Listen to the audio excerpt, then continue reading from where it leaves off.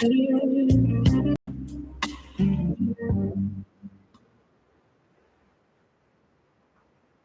can tell you is that Andrew's family is going to get all the help that we can provide out of West Virginia. Right now, a lot of that is emphasizing the need for prayer. And I want to keep saying that because I believe that prayer can move mountains. It can create miracles. And I know that Melody, Andrew's mom, and Jason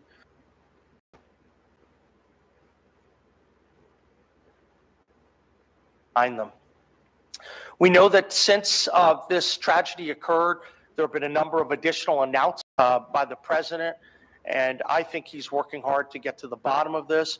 I also want to express my support for some of the new vetting proposals that are being talked about. I think when you have millions of people that come in, undocumented aliens, or there are loopholes, as what presumably happened in this particular situation, that has to be cleaned up. And I applaud President Trump for his efforts, what he's doing to look at all of that in order to get to the right place. So we know that there's going to be a lot that'll be coming up in the days and weeks ahead. I wanted to come before you so I can answer questions you have. I would ask that there are going to be some areas that you asked that we're not going to get out in ahead of the medical personnel. I'm not going to get out ahead of the families, and we're not going to get ahead of the criminal investigation. So with that as the caveat, I'd first like to turn it over to General Seward, who has been leading admirably, and he'll say a few words, and then we will take questions. Thank you, Governor. Good afternoon. I want to tell the members of the West Virginia National Guard that our family has joined together across this state and in DC. Our family members in the Guard that are in the Middle East, that are in Europe, that are on the southwest border. I've heard from all of those regions, and we're praying together. We are a family of 6,000 plus.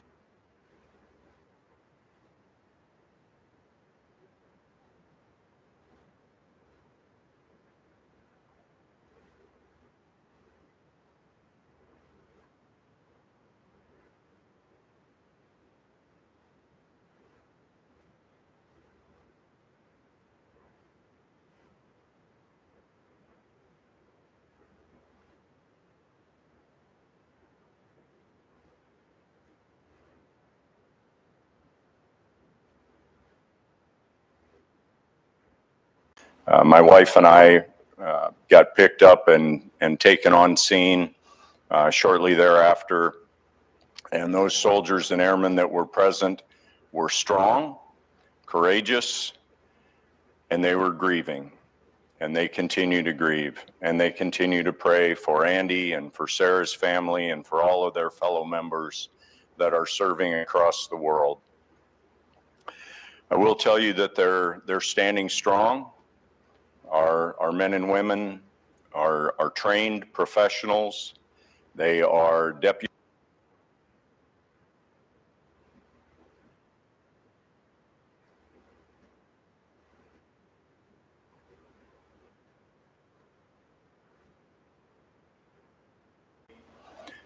In briefings with senior law enforcement officials in the district this week, I will tell you that dozens of them have told me, those involved in the investigation, that our members performed their duties as they have been trained, and they are proud of them, and I am proud of them. Because Andy's mom has asked for prayers, I will reiterate that I spoke with her last night before I left, and she said if I got the chance to talk to anyone, to please ask them to continue to pray for Andy, their family, for Sarah's family, and for all of our National Guard. Thank you. Thank you.